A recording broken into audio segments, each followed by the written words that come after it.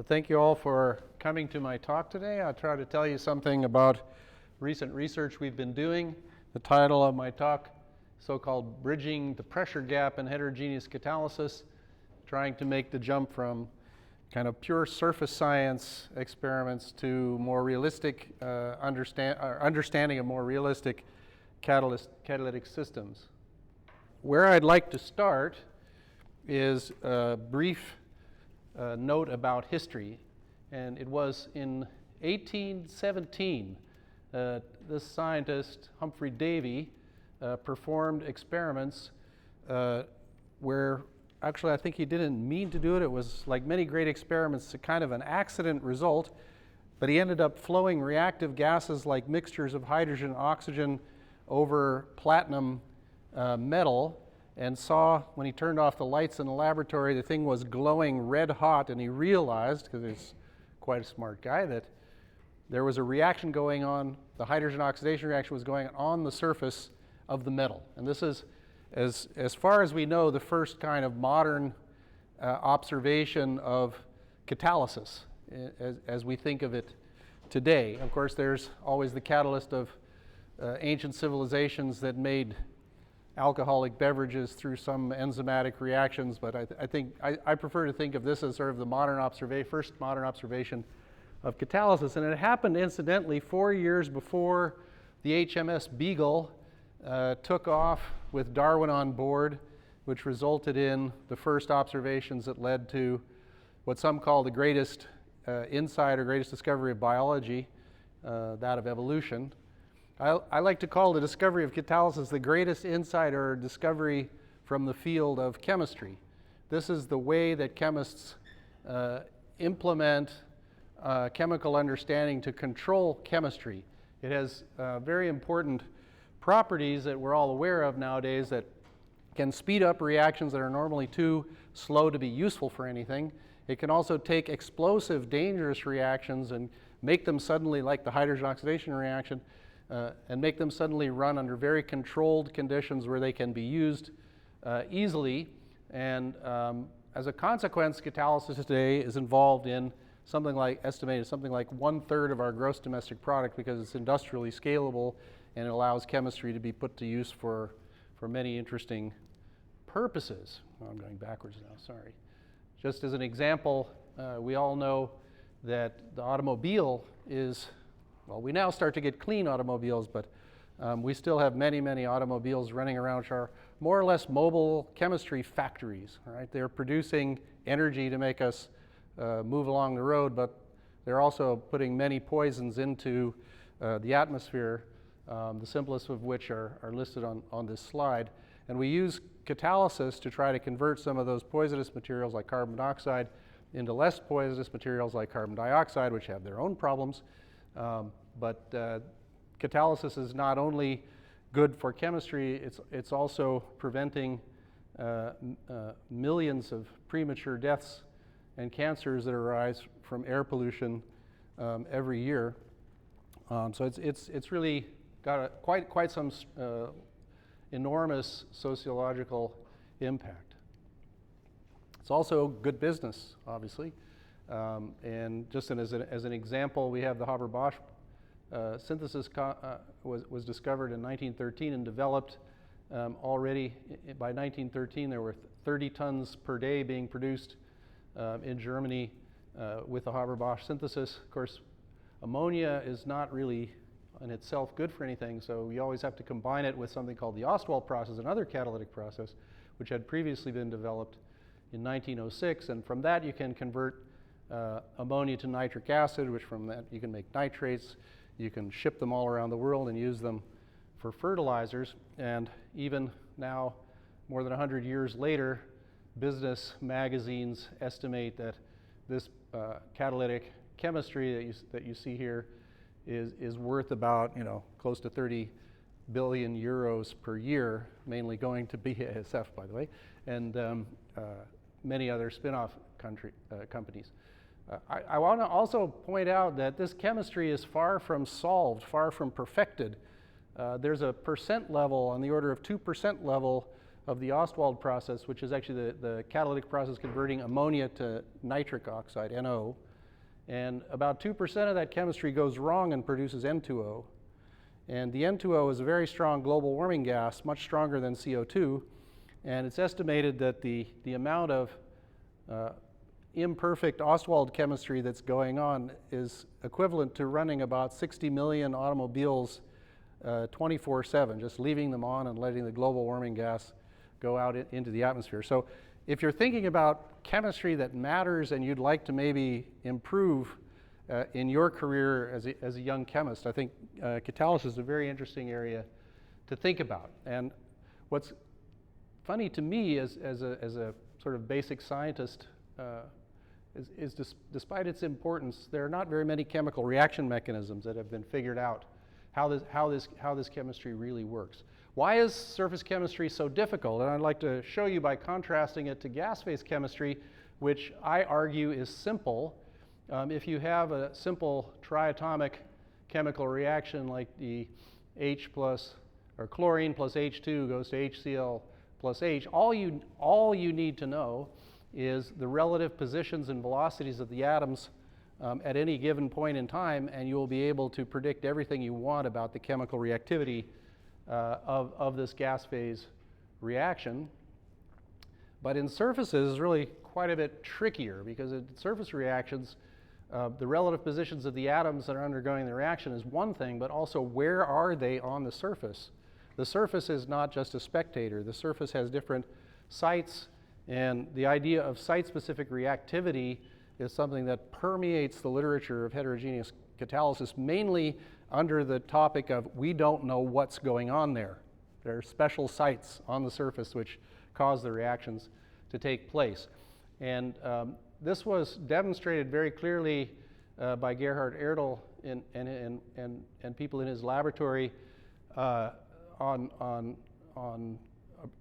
a number of occasions, but this is one of his really seminal pieces of work, where he used the scanning tunneling microscope to analyze a catalytic surface, and he deposited a reacting molecule, nitric oxide, onto the surface and finds through the STM imaging of the nitrogen atoms that they're clearly being formed near this monatomic step. So it's just immediately telling us surfaces are not homogeneous. That's why we call it heterogeneous catalysis, and that there are certain places on the surface where reactivity can be much faster. It's not that simple, though. It's even more complex, and the reason for that comes into our minds when we consider the observations from another beautiful piece of work done by Gerhard Erdl and Joost Winterlen and others in his laboratory. And what you see here is another astonishingly simple experimental concept on a crystalline surface, which teaches us an important lesson. If you take this O2 molecule in the gas phase and let it land on the surface and form O plus O atoms, what do you think you might get? Well, you might imagine that you get pairs of atoms next to one another, decorated all over the surface. Or you might imagine O atoms diffuse, and maybe you get a random distribution of O atoms on the surface. But that's not at all what you get. You get funny little chains of O atoms where the molecules dissociate on the surface, and actually Erdl and his colleagues explained this with introducing the idea that if I have one dissociated O atom on the surface already, an O2 molecule diffusing about upon the surface will dissociate more easily when it comes next to one of those already dissociated O atoms. So there's a kind of chemistry of, you could say, if I'm going to think about oxidation catalysis now, there's a chemistry of the oxygen, a chemistry of the reactants that's going on to form structures on the surface which are in fact the structures that will promote the catalysis, right? You would immediately wonder then as a chemist if reactivity at this O atom here is the same as reactivity at this O atom here, or this O atom here, or this O atom here. These are structures that form due to the kinetics of the chemical reaction going on the surface, the kinetics of the activation of the oxygen that produces structures that may in fact control all the chemistry that goes on. And this is what's often called the pressure gap or the materials gap, and that's the idea that you form dynamically active configurations only under reacting conditions, which then drive the catalysis. So how are we going to bridge this gap? That's a very big question, and I'll give you some ideas about one possible approach that we've been taking. And our approach has been to use theory to predict the rates of elementary reactions occurring on surfaces. So first break this down into elementary chemical reaction steps and use theory to predict the rates of each step. And then the idea is to take those elementary reaction steps and build chemical mechanisms out of those elementary steps. And from that, we will construct microkinetic models, ab initio kinetics, right? Essentially what we're talking about, and construct theoretically predicted microkinetic models that should predict observable rates that you might see in the laboratory, and then compare those to measured rates that we get in the laboratory. And this sounds like very simple. It's actually, if you think about the history of organic chemistry, this is a thing physical organic chemists have been doing for ages, right? So why haven't we done this much sooner in surface chemistry? And the reason for that is that sadly kinetics data in surface chemistry tends to be really bad. And here's an example of one of the simplest reactions we have in surface chemistry, the recombination of two H atoms to form a gas phase H2 molecule. And these are the results reported by some of the best labs in the world prior to 2010. This is Summerjai, this is Bob Maddox, Erdel's down in here somewhere. So this is, some of the big dogs in the field, right? And you can see there's just not much to brag about here, right? You see very large error bars, logarithmic scales. We're talking about 2 orders of magnitude. Here's much smaller error bars, but these two are not in agreement with one another. This is low temperature programmed absorption results, which are kind of clustered around one another. But it's quite annoying if you want to say now, I'm going to compare this level of experiment to any kind of theory, right? Any theory will agree with it, more or less, right? So the question is, how much do I learn now by taking this approach? So we need better experimental methods for measuring kinetics. And in 2010, we started designing this concept of velocity resolved kinetics. And here the idea is to use pulse molecular beams to initiate chemical reactions on surfaces. And as the products desorb from the surface, we ionize them then with a laser.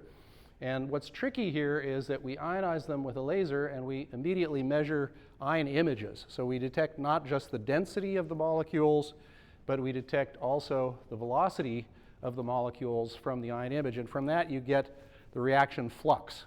And that's actually quite important, because if you just measured density in a gas phase experiment, you're getting a velocity-dependent observable. And that means you can get in quite big trouble trying to interpret what your data means. Here's an example of what this experiment looks like. You first activate oxygen on a platinum surface with 1 molecular beam, and then you initiate the CO oxidation reaction with a pulsed CO beam. And what you're recording all along here are these ion images showing the velocity distribution of the CO2 chemical reaction product. And you're doing that as a function of time between when the pump pulse comes, the CO pulse is the pump pulse initiating the chemical reaction, and the ionizing laser is the probe pulse detecting the CO2. And if you put little boxes around the different velocity groups, you see this hyperthermal velocity group has this time dependence, and the thermal velocity group has this time dependence. You need to watch it all over again. Well, what you can immediately see is that, first of all, there are 2 velocity groups. There's at least 2 different kinds of reactions going on this surface. Actually, we believe there's 3. And you can also see there's some funny things here, like this hyperthermal CO2. The reaction product shows up sooner, because there's a time of flight of the molecules from the surface to the ionizing laser that normally hasn't been taken into account in a surface chemistry experiment. So you can correct for that because you're measuring the velocities of the molecules. And to make a long story short, what we were able to show is that these hyperthermal velocities are the result of reactions happening at the terraces on the platinum surface. And the thermal velocity group is a reaction happening at the step defect sites on the surface. So you're getting also information about the site specificity of the chemical reaction taking place. And so this is, I think, a better way to do this. If you now use this velocity resolved kinetics technique to extract the rate constants of the H plus H going to H2, these are the results you get in here, okay? And so you see this seems to be smaller higher precision. It agrees with the results of Bob Maddox, although there's almost anything would agree with that because the error bars are so high.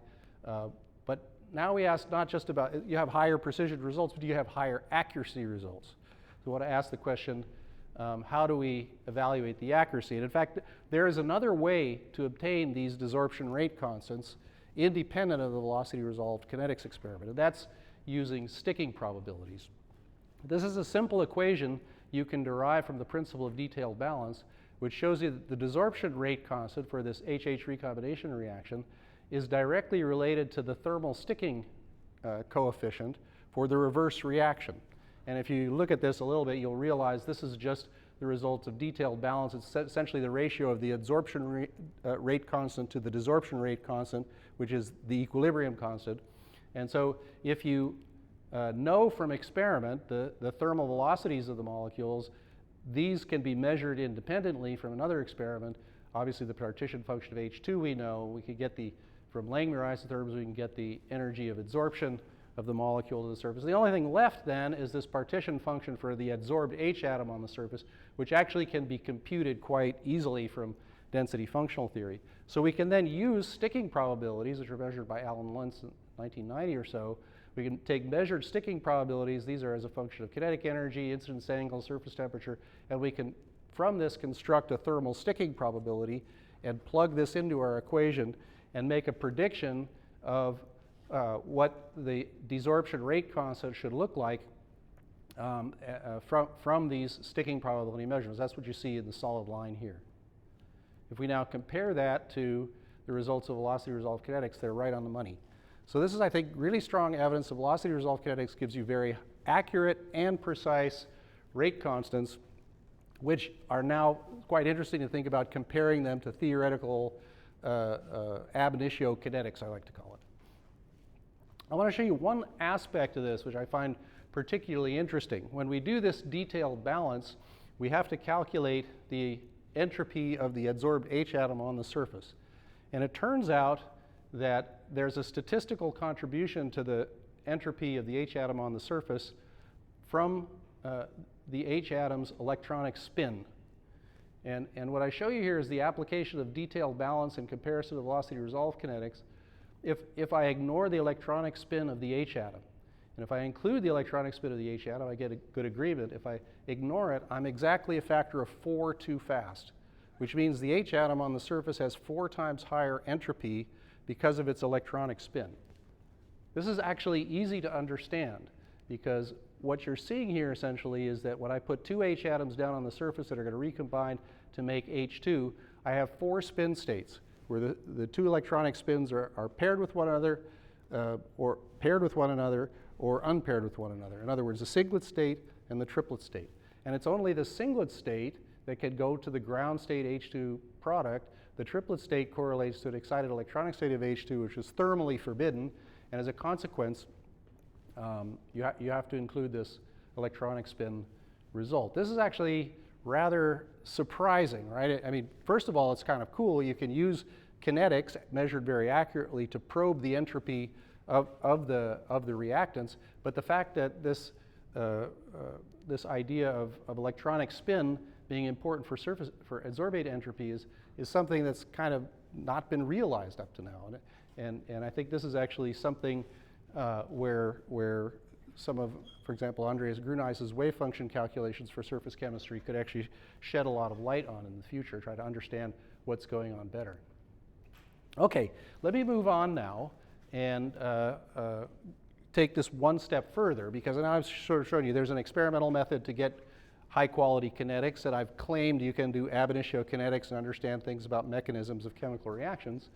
But that's not so obvious either. In fact, it's rather a grand challenge in heterogeneous catalysis to calculate the barriers of reactions that are going on the surface in heterogeneous catalysis system. So, you know, what happens in catalysis? We take reactants and we throw them at a surface. They maybe dissociate, they diffuse, they find one another. Maybe they form reaction intermediates. Somewhere there might be a rate limiting step that controls the rate of the reaction, and there's a recombination and desorption of products. But most of those chemical reactions we can't observe directly in an experimental laboratory. And so the question is, you know, can we get theory to predict the rates of those reactions on the surface that we can't see. And basically this boils down to how accurately can you calculate the reaction barrier heights for these so-called on-surface reactions. Because these are the key physical quantities that determine the reaction rates in catalysis. And this is sort of general wisdom that theory is generally considered insufficiently accurate to predict rates of chemical reactions on surfaces because we're forced to use a DFT at the level of the generalized gradient approximation. We have information about how accurate DFT is at the GGA level for surface chemistry, but we actually have very few benchmarks with which to compare. And what I want to show you here is what we do have. There's a lot of experiments that have been done measuring things like barrier heights and adsorption energies for simple reactions like here you see H2 to going to 2 adsorbed H atoms on copper. This is extensively studied here on palladium, on platinum, CO adsorption to platinum, NO adsorption to palladium. But notice these are all one class of chemical reactions. These are all gas phase molecules adsorbing onto the surface and doing something, right? And what you see here then is a mean absolute error, the average of the mean absolute error of these systems that I've shown you on the order of 0.2 electron volts. That's a lot. This is why most theoretical chemists and most surface chemists don't believe that DFT is really accurate enough to predict rates that are really meaningful. As you think about this, like a barrier height of 0.8 eV plus minus 1 error, this leads to uncertainty in the rate of the reaction that's 3 orders of magnitude. But what I want to point out here is all of our points of comparison are for adsorption and desorption reactions. These are the ones that we've been able to study very well in the past, and we really don't have any benchmarks for these so-called on-surface reactions. So I want to show you what we've done recently to try to get some of the first benchmarks for these sorts of reactions. And actually, the approach is, in principle, quite straightforward. We're going to use transition state theory to get barrier heights. You know that this is the transition state theory expression for the rate of a chemical reaction, and it looks a lot like the Arrhenius formula. But it involves fundamental quantities like the partition function of the transition state, the partition function of the reactants, the energy of the transition state. And what I want you to notice here, of course, is the energy of the transition state that falls within the exponential. So that's what you're most sensitive to when you measure a rate. When you go to the experiment and measure these rates, I don't say you're measuring the barrier height, but you're extremely sensitive to the barrier height. The partition functions don't matter so much because they appear in a ratio, so they tend to cancel. If there's errors in the transition state, usually they cancel out errors in the reactants. And so I would argue we can use calculations from DFT for the partition functions and then try to fit expressions like this to measured rates, and from that we can extract the barrier height for the chemical reaction. Okay, so we tried this. Of course, it's not so hard to try this, and one of the first experiments we did was hydrogen oxidation on platinum, and we collaborated with Wodtke to understand something about the barriers of these different reactions. Long story short, it should be simple, okay? O plus H goes to OH, has a very high barrier. OH plus OH goes to water plus if you do the calculation on a platinum 111 surface, has no barrier. OH plus H goes to water, has very low barrier. Water desorbs very rapidly. This should be the rate limiting reaction, okay? So if you now use this as a simple model for the surface chemistry and compare to experiment, sadly, it doesn't agree. And here's a VRK measurement of water production from hydrogen oxidation on platinum that we did several years ago. And the DFT prediction is about 1,000,000 times too slow. Okay, so there's something not working here. And the reason for this, actually, we know now, and I'll show you more evidence for this, is that this model of the surface chemistry, that you have an isolated O atom that will pick up an H atom and make OH, and this will determine the rate of the reaction, is far too simple. The experiments are done at a surface coverage of about 10% of a monolayer, and this high coverage of oxygen at the surface influences the reactivity quite dramatically. So if we want to get to an analysis of theoretical calculations done in this kind of fictitious, very dilute, isolated atom reactivity, we need to do experiments at much, much lower coverages. And for that, we had to develop a new way to do the velocity resolved kinetics, which we call high repetition rate velocity resolved kinetics. And this looks a lot like what I showed you, except now we again have a reactive surface, and we have atoms on the surface for reacting. Here we've just put deuterium molecules in the background gas and create an equilibrium concentration of deuterium atoms on the surface. We shoot a pulsed molecular beam of oxygen at the surface. It creates water molecules, which then come off the surface. And now what we do differently is we ionize this with a 100 kilohertz repetition rate femtosecond laser. So we're getting ion signals every 10 microseconds. From a single molecular beam pulse, we can then measure every time in the kinetic profile that leads to reaction products. These product molecules are then ionized by the laser, brought onto an ion imaging detector, which also has to be done somewhat differently now because we have to use now what's called an event camera. The event camera tells us for every ion that shows up on this ion image, it tells us the position, the arrival time of the ion with respect to when the laser fired, that tells us the mass to charge ratio, and with respect to when the molecular beam fired, which tells us the kinetic timing. We get data that looks like this, and you see in this hydrogen oxidation reaction unreacted HD that comes off the surface, and you also see HDO and D2O coming off the surface. And we can calculate then the masses of all of these ions that appear in the time of flight mass spectrum, and we can get the kinetic trace of HD, HDO, and D2O simultaneously. This increases the duty factor of this experiment by many orders of magnitude. And I just want to show you an example. If I compare the high rep rate VRK to the old conventional VRK that I showed you before, just for H plus D recombining to HD on a platinum 332 surface, you can see that the large signal to noise here is developed extremely rapidly. While I'm scanning the delay between the pump molecular beam and the probe molecular beam. This does many things. It, for example, allows you to do kinetics on catalytic surfaces which are changing in time, becoming poisoned or becoming activated, or in any other way unstable catalytic surfaces. But it also just gives you an extremely high sensitivity. And so now we can do experiments with reactant surface coverages of less than 1,000th 0.001 of a monolayer on a routine basis. And this makes the comparison to theory very straightforward. Now we can really talk about this isolated atom reactivity limit and measure under those conditions and compare directly to theory. So if we now look at the hydrogen oxidation on platinum in the low coverage limit, it's actually quite simple. We have dissociation of oxygen, we have dissociation of hydrogen, we have our high barrier reaction as H plus O goes to OH, and we have other reactions that can happen. But essentially now we can take our all these possible reactions, use the density functional theory, the transition state theory to predict their rates and compare them to experiments. So we build a site-specific microkinetic model for hydrogen oxidation on platinum 332, generate the rate constants for all possible reactions that can happen. We do it now for O atoms at terraces here and O atoms at steps. And we can then make a prediction and compare to what we see in the laboratory. And here's what you see.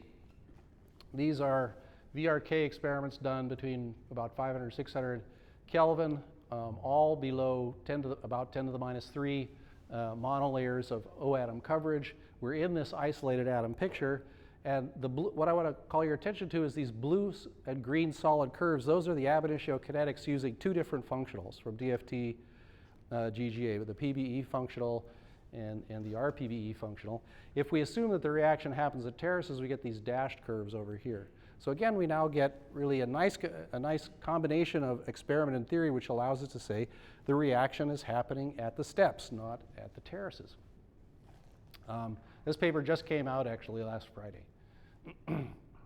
So we now know what is the rate limiting step. Oh, okay, all the experiments are done at very low coverage. And we now know that from this, the rate limiting step is this O plus H recombination at the B-type step sites on the 332 surface. This is rate limiting. With this knowledge, it's actually very easy to now begin analyzing this data, because we can just do the first semester kinetics program from our physical chemistry undergraduate lectures, where we increase the hydrogen coverage on the surface and look at the pseudo first order kinetics as a function of hydrogen coverage. So we get this exponential decay, which gives us an effective rate constant, which is equal to the true second order rate constant and the H coverage. And we can then extract the second order rate constant as a function of different temperatures. And this shows then the second order rate constant derived in this way, which reflects the behavior of this rate limiting step with an activation energy of about 0.7 eV, determined, I would say, within chemical accuracy, right? This is with 40 millivolts accuracy, and the prefactor is also determined very accurately. Okay, so we now know experimentally what's the rate of this chemical reaction, and we want to look at theoretical predictions. And if we use the microkinetic model I showed you before, and just use the predictions of the RPBE functional and the PBE functional, we get these blue and red lines. Here's the rate constants from the experiment. And basically, this is success, right? If you were using transition state theory to compute reactions in the gas phase and combustion or something like this, this is what you expect, this kind of agreement. Usually, transition state theory is a little bit higher than what you see in the laboratory, because we don't account for the recrossing at the transition state and potentially other errors in the transition state theory. It's also kind of amazing if I just divide these, so there's a multiplicative correction gives me agreement with experiment within uncertainty of the experiment. So it seems not to be as much an error in the activation energy, it seems to be more an error in the prefactor, which again is consistent since we neglect recrossing in this transition state picture. Well, this gave us sort of kind of optimism, and we thought, wow, we didn't expect it to be that good. Let's try many other functionals. And so we actually tried 5 different functionals, some including van der Waals interactions, and did the same kind of predictions. What you see, they all cluster around one another. The results for the barrier height for this reaction are within some limits, independent of the choice of functional, which is kind of surprising. We then looked at more quantitatively how good are these different functionals by applying a correction, taking each theoretical prediction and saying, what do you have to multiply by to get it to agree with the experiment with a prefactor and a barrier height correction. And that gives us a way to extract uncertain or errors made by the theory in the prefactor and in the barrier height. And what you see here is the prefactor error is always on the order of about a factor of 2. And the barrier height errors are actually quite small. And now if I take this mean absolute error of this barrier, it's about 25 millivolts. So I've taken 5 different functionals, and I'm getting the barrier within about 25 millivolts. This is a suggestion maybe that DFT GGA works better for reactions that are happening on surfaces as opposed to these adsorption reactions I showed you before. That's shown a little bit more dramatically on this plot where I show you these benchmark values from before for adsorption and desorption reactions. Here's actually, we went back to all the data that we've measured on many different systems. Well, not many, but at least 5 different systems. And we find that there's, pretty consistently seems to be the case that the DFT GGA is giving barrier heights that are quite a bit more, maybe about 5 times more accurate than you will see for adsorption-desorption reactions. So about better than 1 kcal per mole. So this is actually kind of interesting, right? One of the reasons, we can ponder now, why does DFT GGA do better now? And it might just be that the biggest problem with DFT GGA in adsorption-desorption reactions is that it doesn't characterize the gas phase molecule accurately enough. But when we go to an on-surface reaction, the reactants, the transition state, the products, those things are all on surface. They're all kind of the same chemical, I I don't have a good explanation for it, okay? But I think there's reason to believe that DFT GGA will work better when you don't have to include an accurate description of a gas phase molecule in the chemical reaction. That seems to be the case. Something we need to study more. We need to expand the size of this benchmark data set to find out how true that statement is, how general that statement is. Okay, let me now show you again what happens when we start to go to higher I think I've convinced you now we can do accurate ab initio kinetics. For really simple systems, we can do accurate ab initio kinetics. With very sensitive methods, we can measure those ab initio kinetics, and we can make quantitative comparisons, and it looks like the DFT is doing a pretty good job to describe the barrier heights of this chemical reaction. Let's see if we can take it now to some more complex systems, maybe have a look, can we understand this factor of 1,000,000 that didn't show up when we had higher oxygen coverages. So here the idea is to use kinetics and transition state theory to understand mechanisms of chemical reactions or of catalytic systems. And here it's something like what I already showed you, but it maybe will become a bit more complex, is to simulate reactions using microkinetic models and DFT and transition state theory, compute the rates of all the elementary steps with transition state theory, use DFT to obtain the partition functions and the barrier heights, which we now have evidence that we can get those with chemical accuracy, and then compare them to velocity resolved kinetics experiments. All right, so let's have a look again at this hydrogen oxidation problem at higher coverages. Now I'm going to actually switch to the palladium catalyst. I sort of switch away from platinum, but it's very similar, at least in the low coverage limit. You again have this high barrier reaction of O plus H goes to OH. You have this low barrier reaction of OH plus OH forming water and the gas phase molecules. And so it looks a lot like, at first glance, it looks a lot like the platinum case. And as I showed you before, if we do this simple isolated atom picture, the predicted rates shown here with the blue dashed lines are much, much slower than what's seen in the laboratory when we go to coverages that are even only a few percent of a monolayer. So these predicted rates are really way too slow at somewhat higher oxygen coverages. And this, I think I'm going to show you, I'm going to hope to convince you this is really due to interactions between the oxygen atoms on the surface, which give rise to these active configurations that are only present under reacting conditions. So let's have a look now if we think about a stepped surface, and we have an oxygen atom sitting at a terrace of the stepped surface. And if you do the DFT calculations on this system, what you'll find is that O atom wants to move over to the step. That's the most stable binding site that it has at the surface, what we call the upstep binding site. If I say, well, the problem with my 111 catalytic model of the system was that the barrier on 111 is just too high, maybe the barrier is much lower now, so we can redo the calculation with this activated form of oxygen. Unfortunately, the barrier is still too high. It's still something like 24 kcals per mole. It's a little bit lower than the terrace reaction, but it's not low enough to explain these big differences.